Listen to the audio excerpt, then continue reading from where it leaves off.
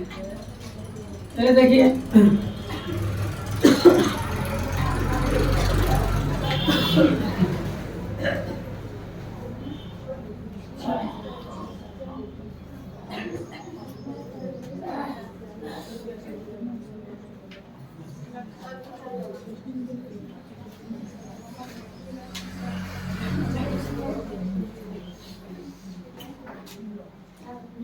चलिए शांत रहे। देखिए जी, विस्थापन या एकल विस्थापन अभिक्रिया। मेन हेडिंग क्या है? विस्थापन या एकल विस्थापन अभिक्रिया। कल हम पढ़ चुके हैं संयोजन अभिक्रिया या संश्लेषण अभिक्रिया, वियोजन अभिक्रिया या अपघटन अभिक्रिया। ठीक है, संयोजन अभिक्रिया को दूसरा, संयोजन अभिक्रिया दूसरा नाम क्या है? संश्लेषण। वियोजन अभिक्रिया का दूसरा नाम क्या है? अपघटन। तो वैसे ही देखिए, नाम दो है, काम एक ही होगा, विस्थापन या एकल विस्थापन अभिक्रिया। ऐसे एग्जाम में आता है, विस्थापन अभिक्रिया किसे कहते हैं या एकल विस्थापन अभिक्रिया किसे कहते हैं। ठीक है, तो दोनों का आंसर एक ही होगा। बात समझ रहा है? अब देखिए यहाँ, जब कोई तत्व दूसरे तत्व को, जब कोई तत्व दूसरे तत्व को उसके यौगिक से विस्थापित कर खुद उसका स्थान ले लेता है, तब उसे विस्थापन अभिक्रिया कहते हैं। अब ये समझिए, ये क्वेश्चन का कर रहा है कि आंसर का जो है बता रहा है कि जब कोई तत्व दूसरे तत्व को उसके यौगिक के साथ, यौगिक किससे कहेंगे? जिसका क्या हो? सूत्र हो। जिसका सूत्र होता है उसे क्या बोलेंगे? यौगिक। जो सूत्र के रूप में उसे क्या बोलेंगे? यौगिक। जैसे कहने का मतलब H2 हो, एक सूत्र है। किसका सूत्र है? जल का। तो जल यौगिक है कि नहीं है?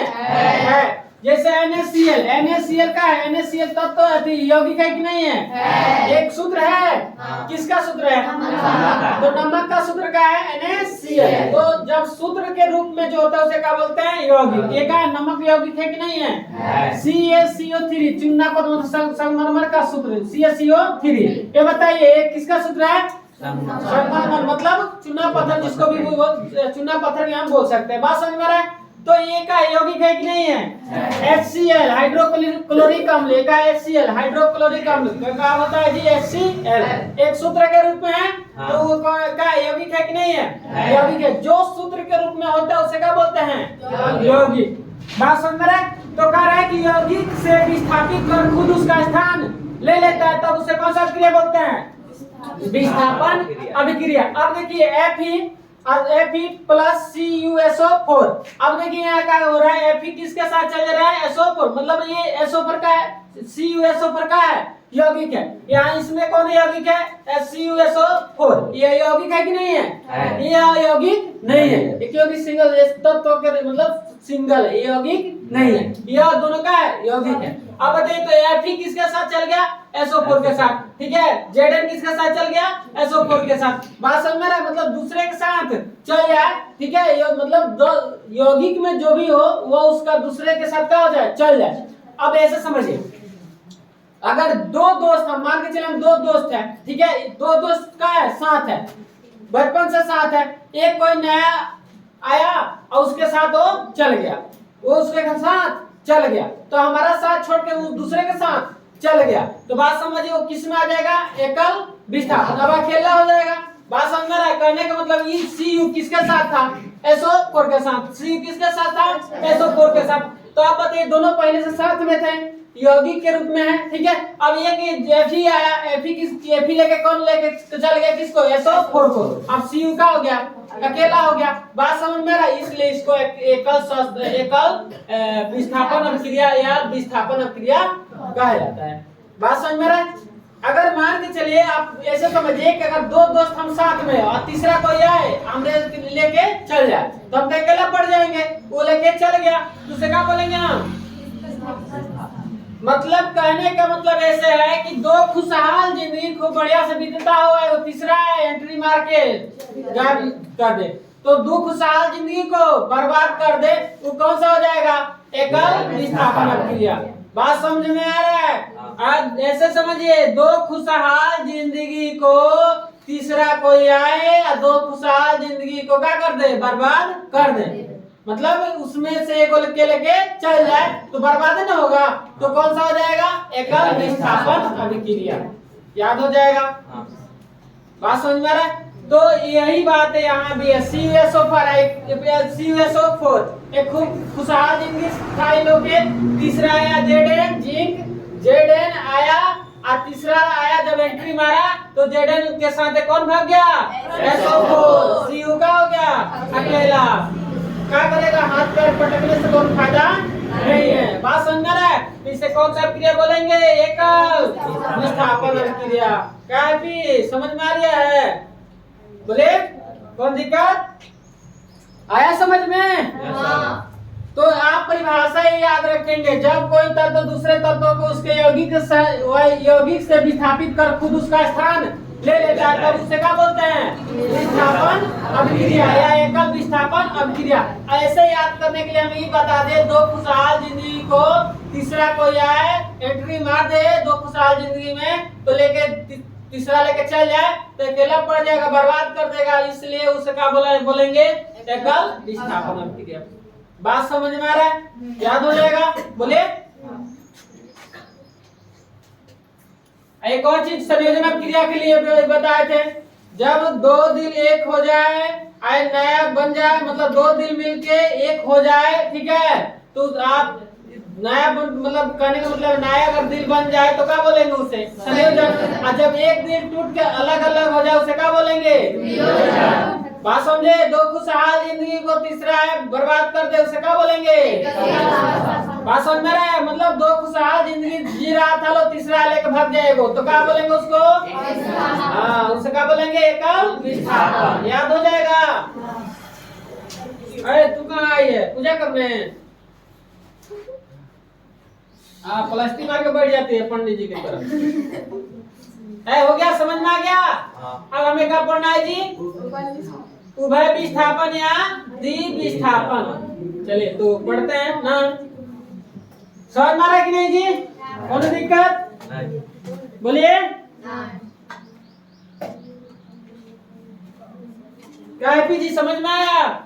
हाँ, तुरे पे ध्यान ज्यादा रहता है क्योंकि थोड़ा सा एंट्री मारा है दो ना जी। 7 से 10 8 से 10 तो दो ये का ना हुआ जी। 8 से 10 मारा है तो ध्यान देना पड़ेगा। समझ में रहा है? 8 से 10। हाँ चलिए, समझदार के लिए इशारा ही काफी होता है। चलिए देखिए अब कौन सा भी अभिक्रिया देखना है जी? उभय विस्थापन या द्वि विस्थापन। उभय विस्थापन या द्वि विस्थापन, ठीक है। अब देखिए जब दो अभिकारक अपने समूहों की अदला बदली करके दो नए उत्पादों का निर्माण करे तो ऐसी अभिक्रिया को द्वि विस्थापन अभिक्रिया कहा जाता है। बात समझ में आ रहा है? आप समझिए, मतलब जब दो अभिकारक कितना हो? दो अपने समूहों की क्या करे? अदला बदली करे तो उसे क्या बोलेंगे? द्वि विस्थापन अभिक्रिया। बात समझे? अब देखिए यहाँ देखिए Na2SO4 ये एक अभिकारक है? तीर चिन्ह के पीछे क्या होता है? तीर चिन्ह के आगे इधर तीर चिन्ह के पीछे क्या है? ये आगे। बात समझ में आ रहा है? अभिकारक किसे कहते हैं? उत्पाद किसे कहते हैं? सबको पता है। अब देखिए Na2SO4 एक अभिकारक है। पहला अभिकारक BaCl2 का ये भी अभिकारक है। दोनों का है अभिकारक है। इसको हिंदी में भी लिखवा दिए। बात समझ में आ रहा है? अब देखिए अब यहाँ क्या हो रहा है? अब क्या होगा कि देखिए यहाँ SO4 किसके साथ चल गया? Ba के साथ। बात समझे? अब देखिए अब Na2 किसके साथ चल गया? देख रहे हैं यहाँ? बात समझ में रहा है? मतलब अपने समूहों की अदला बदली कर ले, ठीक है, तो उसे क्या बोलेंगे? द्वि विस्थापन अभिक्रिया या उभय विस्थापन अभिक्रिया। अब देखिए NaCl है यहाँ, NaCl ये भी AgNO3 है। अब बताइए दोनों अभिकारक है। अब इसमें क्या होगा? Ag किसके साथ चल गया? Cl के साथ। Na किसके साथ चल गया? NaNO3 के साथ चल गया। अपने समूहों की क्या कर रहा है? अदला बदली कर रहा है। बात समझ में आ रहा है? बोले कहने का मतलब है कि मान के चलिए ये चार को दोस्त है। ई इसका दोस्त है। हाँ ये 1 2 डाल देंगे ना जी। चले ये इसका दोस्त है। फिर एक और बना देते हैं, ठीक, ये इसका दोस्त है। अब बताइए इसका 1 डाल देते हैं 2 3 4 ऐसे ना। अब ये क्या होगा, ये कहेगा इसका ये दोस्त है, इसका ये दोस्त है, नंबर से 10 आ दिए। अब क्या होगा, अपने समूह के अदला बदली करने का मतलब ये कहेगा तू हमारा दोस्त के लेके चल जा, ठीक है, हम तारा दोस्त के लेके चल जाते हैं। बात समझ में आ रहा है? मतलब तो 1 किसके साथ चल जाएगा, 2 किसके साथ गया, 3 के साथ, 2 गया 3 के साथ, मतलब बात समझ में आ रहा है? 2 गया किसके साथ, 3 के साथ। अब 1 किसके साथ चल जाएगा, 1 किसके साथ जाएगा, 4 के साथ। बात समझ में आ रहा है? ये इसके साथ चल गया, ये इसके साथ चल गया। 2 से क्या बोलेंगे, द्विस्थापन अभिक्रिया। ना समझ में आया? बोले जब दो अभिकारक दो अपने समूह की अदला बदली करता है तब उसे क्या बोलते हैं, द्विस्थापन अभिक्रिया। कहने का मतलब ये है, हम ऐसे समझा रहे हैं कि मान के चलिए कि हम 2 आदमी हैं, फिर 2 आदमी एक और है, वो कहेगा कि तू अपने दोस्त से के लेके चल जा, हम आपके दोस्त के लेके चल जाते हैं। बात समझ में आ रहा है? तू से क्या बोलेंगे, ऐसे भी गांव में भी कोई होता है कि ना तू हमारा घर काम कर लेके चल जा, क्योंकि हम तेरा घर लेके चल जाए, ऐसा होता है ना जी।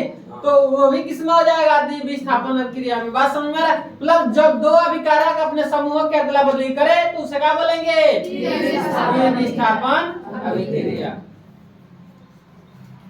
बात समझ में आ रहा है? बोले कौन दिक्कत नहीं, आ रहा है समझ में? ना आ रहा तो बोलिए, पूछिए। आप लोग से बार बार बोलते हैं पढ़ाई में शर्माना नहीं चाहिए। 3 जगह नहीं शर्माना चाहिए, खाने में, डॉक्टर के पास और टीचर के पास शर्माना नहीं चाहिए। बात समझ में आ रहा है? शर्माएंगे तो बताइए, मान के चले हम डॉक्टर के पास शर्मा रहे हैं, बीमारी पूरा ना बता रहे हैं, तो बताइए वो इलाज करेगा बढ़िया से? तो ठीक ना होगा तो शिकायत किसका करेंगे, डॉक्टर के। इसलिए खुल के हम अपना जो भी बीमारी बताएंगे तब वो इलाज करेगा बढ़िया से, और ना ठीक होगा तब ना शिकायत करेंगे। वैसे ही टीचर के पास है, जो चीज नहीं आता है खुल के हम पूछेंगे, सर जी ये बताइए, ऐसे बताइए, तब ना बताएंगे ना जी। हर समस्या का सलूशन अब बताइए, हम लोग काहे लिए जी रहे हैं, बोले जीने के लिए कुछ चाहिए ना, खाना चाहिए ना जी। मतलब अगर खाना ना मिले टाइम से तो मर जाएंगे कि नहीं मरेंगे? सब कोई हाय हाय कर रहे, किसके लिए, भोज 2 वक्त के बढ़िया से रोटी खाने के लिए ना जी। बात समझ में आ रहा है?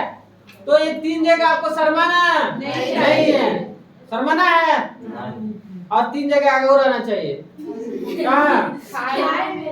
हाँ, खाने में आगे, मार में पीछे, गाड़ी में पीछे। स्वास्थ्य के लिए क्या है, लाभदायक। चले देखिए, तो समझ में आ गया? लिखवा दें, लिखवा दीजिए।